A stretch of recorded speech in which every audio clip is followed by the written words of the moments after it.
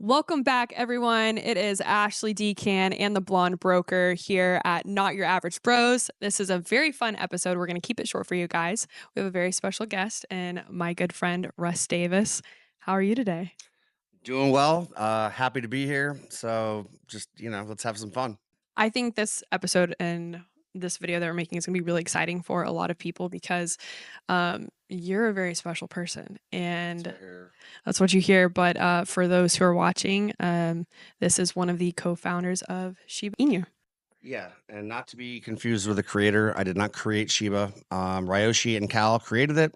I just happened to be one of the first marketers for Shiba. And so at first I started as a freelancer and then became, known as one of the founders. And it's been 3 years, feels like 30, but it's been great.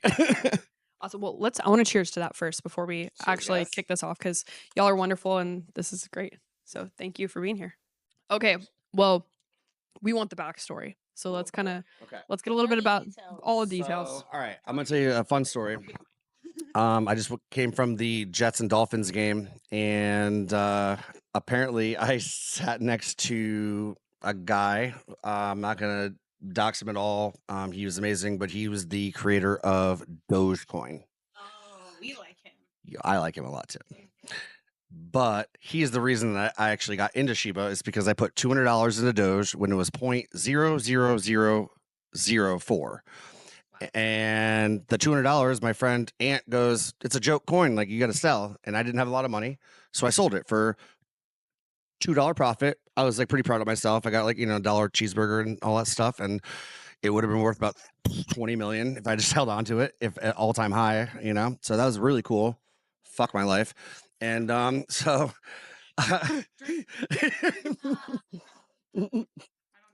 so smoke some weed. And so after that, I was like, I'm determined I'm not going to get mad about it. I want to fix it. And I found Shib, found the wolf papers, the white papers. And I was like, this is Doge, but with utility. And I'm going to make it I'm going to make this big. So I called my friend Neo, who has been in crypto with me since 2015.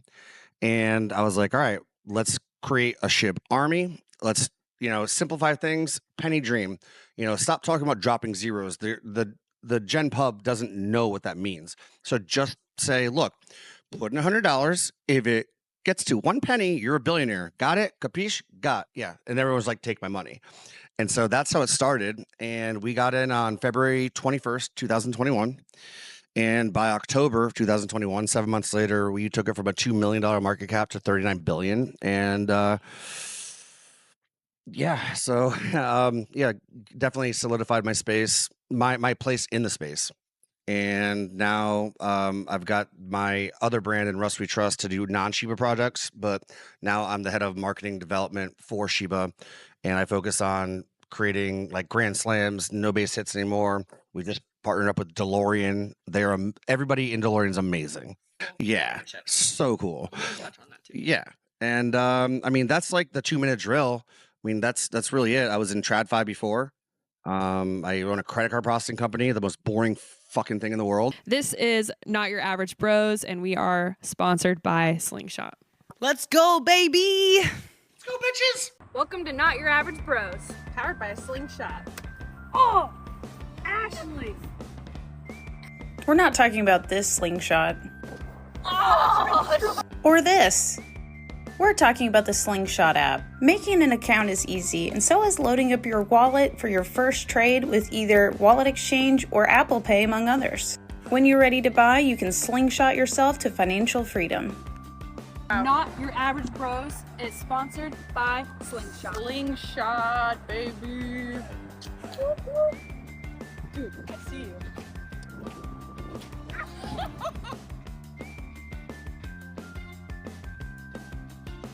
If you had told me 5-6 years ago I was going to be, a voice in cryptocurrency, I would have been like, you're talking to the wrong person, And so it's been a wild ride, and I just love every second of it. I meet the most amazing people, and it's just like instant bonding when you can talk about crypto together and talk about your fails and your successes and your history. it's just I could not ask for a better career. So I love that. And I want to say thank you to the team too. This was one of the first trades that I personally did really well on, that I called early.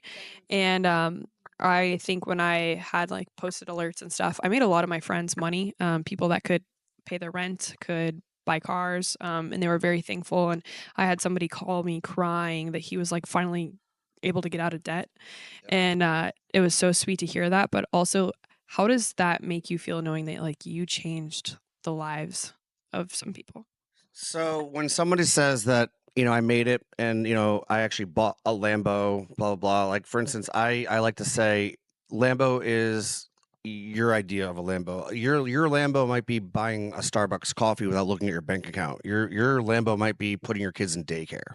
The ones that make me like really emotional is I know 2 people that have reached out to me have a family because of me, because they actually were able to pay for in vitro. That made me like cry. Like those are the ones I actually like. Those are meaningful for me. Making a lot of money is really cool. Hopefully you don't blow it on a stupid Lambo, but that's the whole, my tagline is, what's your Lambo? Like, what do you really want? Do you want to get out of student loan debt? Do you want to, provide better for your family? That's what makes me really happy. But the family thing, ugh. I mean, that trumps everything else. Yeah, that's a tough one. I've literally cried about that. I'm like, this is amazing. What's But your Lambo? my Lambo is just financial freedom. After when I was starting to shave Shiba, which people will not actually believe this at some point, but I owned over 1 trillion Shiba. Fuck my life. But so what my employees didn't know is that they were making $150,000 an hour when I was paying them in Shiba. But so yeah, no, my Lambo was I took out decent chunks of Shib, and I paid off all my family's debt, and was able to pay off my dad's office. He's a surgeon who's in not the financial situation you would think a surgeon's supposed to be in.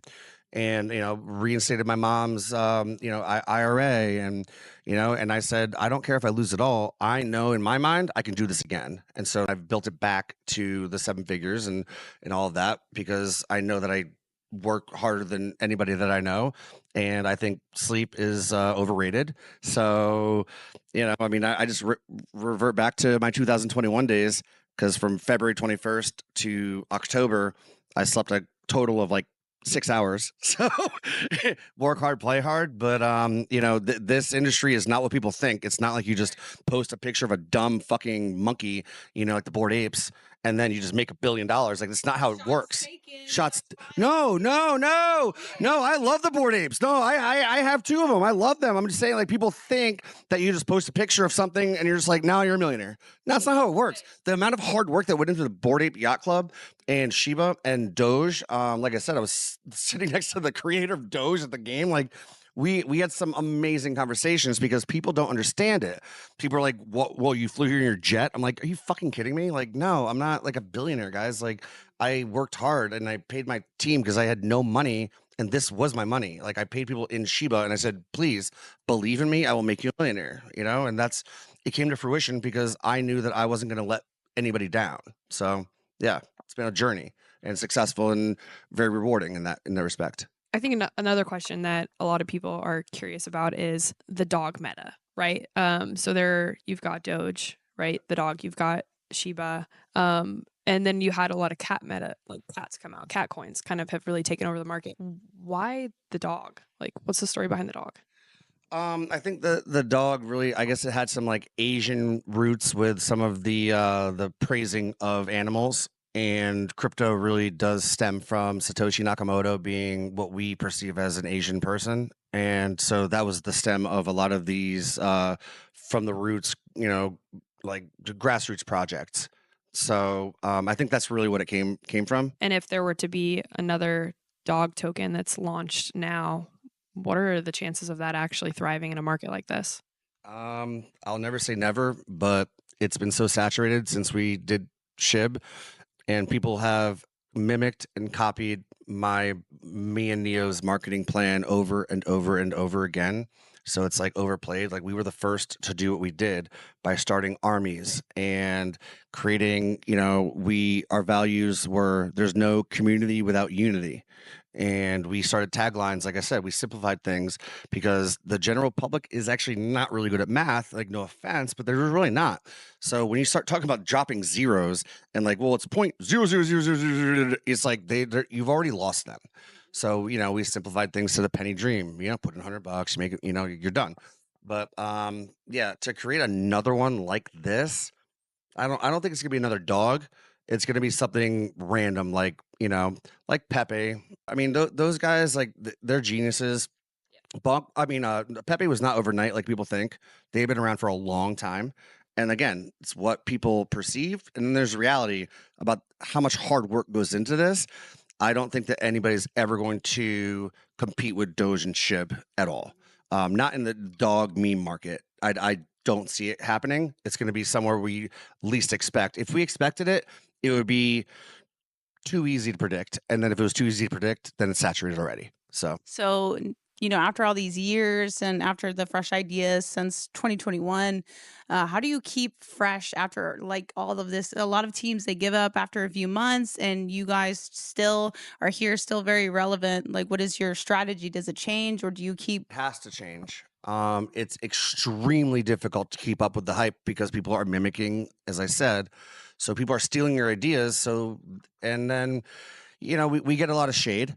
People, they missed out, so now they want to hate. Now they're the fudders. Now I'm a scammer, and now it's like, well, so we hate Russ, and Russ we don't trust. Go fuck yourself. All right.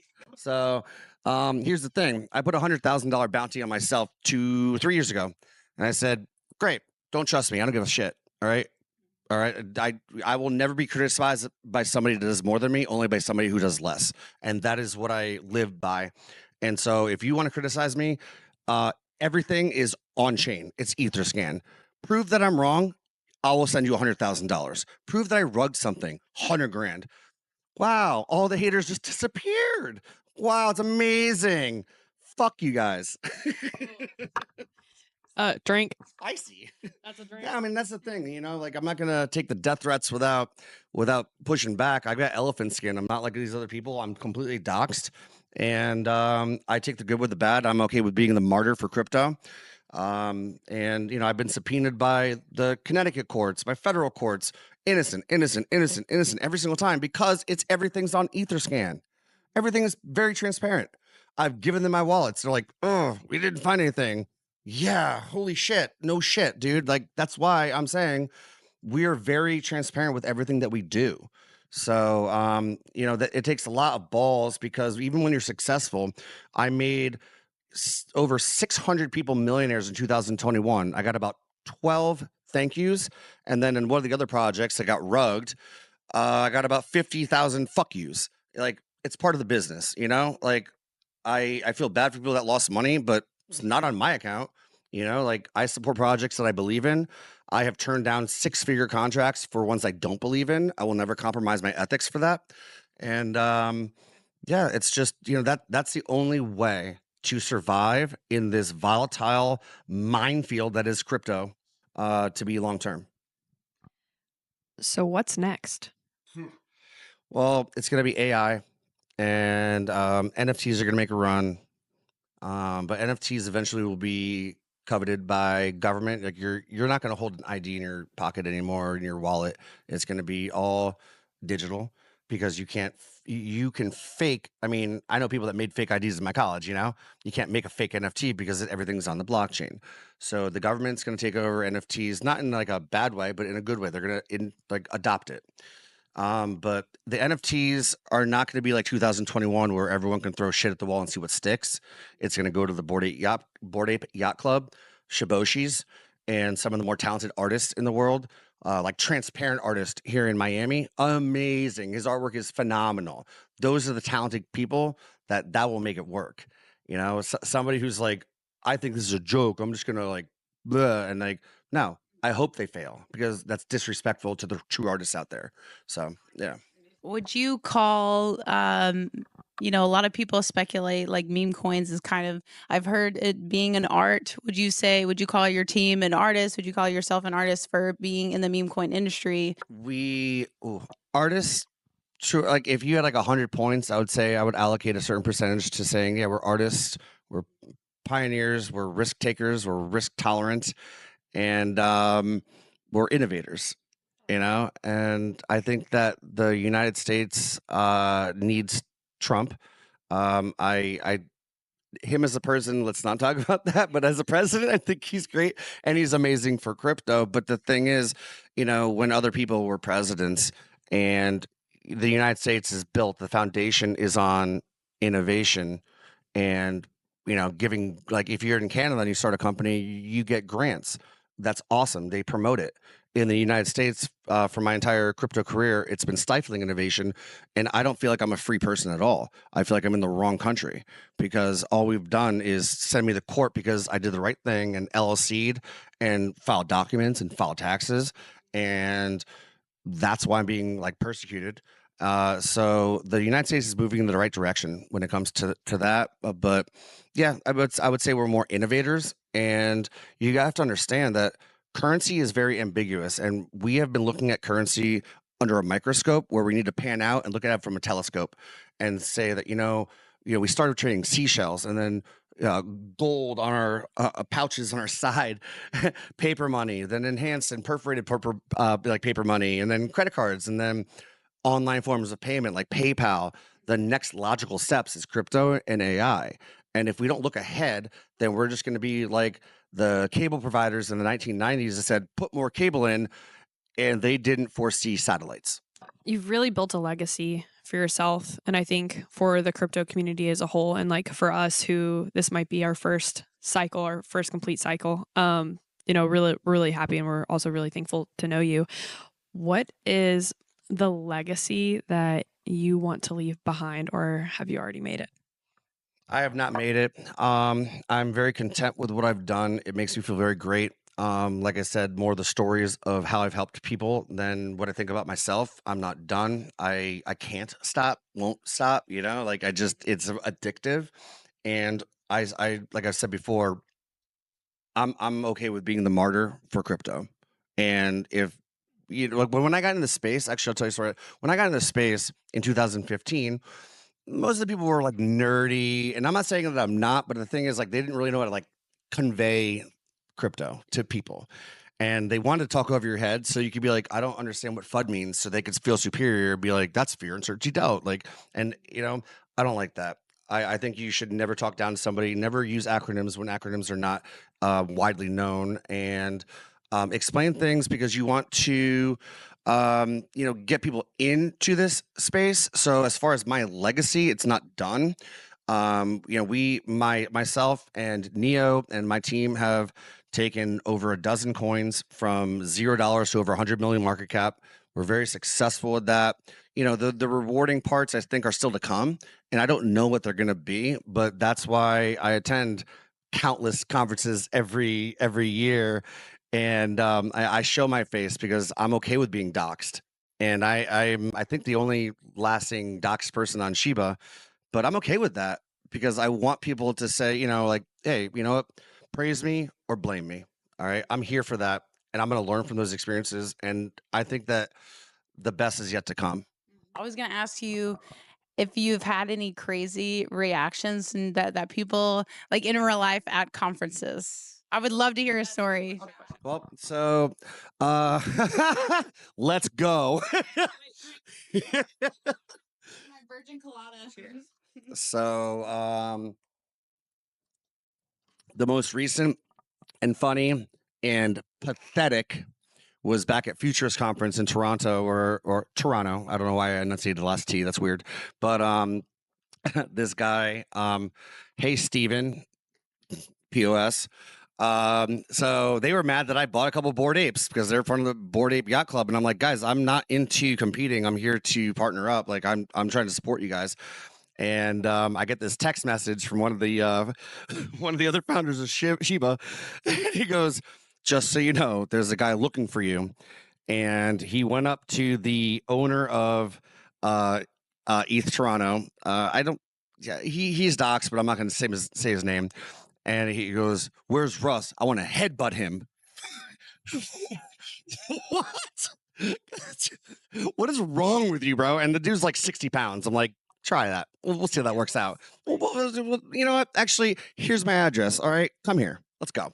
But like, that's a weird thing. But like, that's the most recent and funny thing for me. I'm like, people hate me, but they don't even know why. You know? And so, um, jealousy is a disease. And I work harder than, like I said, anybody that I know. So if you want to criticize me, come at me, bro. But the thing is, like, I got the docs, like, Would you say that you headbutt harder than anyone else? Have you ever gotten in a fight? Yeah, in my entire life, I mean, there was one on a school bus, like that somebody punched me. I punched him back. Now he's a good friend of mine, and yeah, and then 2 other fights. Never been knocked out. Never been knocked down. 3-0. I'm 1-0. I'm 0-0. Wait, whose ass did you beat? Oh my God. She's so okay. This is my last question. I have a last question, and then we can fist fight after all of us. The DeLorean partnership. Yeah. I do want to touch on that because that was a really big week for you, and you were very busy with activation and events. What can we look forward to, or the community, the Shiba community, look forward to with the partnership with DeLorean? So DeLorean is just the tip of the iceberg with what I'm doing and what Shiba's doing in general. Is that we are not, like I said, going for base hits. We're going for grand slams. We're partnering up with major corporations, and with DeLorean, just driving your car, you're gonna be able to earn DMC tokens, DeLorean motor car DMC tokens, and so by partnering up with them, we're gonna find burn mechanisms for Shib. And we have some insane partnerships I cannot talk about, but I freaking wish I could. You're gonna have to get me back. But yeah, so yep, get you a blunt and get us a bottle of tequila, and yeah. So yeah, we're working on major things. The number one concern based on our DAO work is there's so many tokens. So we're always doing burn mechanisms with anybody that partners with us. We require that they burn SHIB. So I'm telling you right now, if you were to put $1,000 into Shiba right now and it hits a penny, I think that puts you at $1 million, because that would be one zero dropped is 10 grand, 2 zeros is 100, 3 zeros is a penny, and that's $1 million. Stay tuned, because in my lifetime I will see a penny. And I'll be way too rich for this show, but you guys will be richer than me. So, no, I'm fucking with you. But no, like that's the thing. Like, no matter how much money or anything like that, like I just love crypto so much, and I want to be that advocate, and I want to spread the word. I want to educate people so that we can expect mass adoption, and it takes educators to do that. But yeah, so I guess that's my answer. We want you to keep doing that, obviously, because you're already doing such a phenomenal job. Thank you for coming on the show. It was awesome meeting you. I think we'll see what Shiba is at in a few weeks, months, whenever we film the next episode. I think we're going to be pleasantly surprised and very excited to hear more about. It'll be 1 penny. And we're excited to hear about the rest of the partnerships and everything that you're growing. So y'all have basically taken a meme coin, turned it into a community, a movement, and we're a movement, not a meme. Movement, not a meme. And yeah, you guys heard it here. We really appreciate you. This is the Blonde Broker and Ashley Decan. Thank you guys for another awesome episode of Not Your Average Bros. And thank you, last but not least, Russ Davis, for coming on. Honestly, the honor is all on my side table. So thank you. Bye, everyone.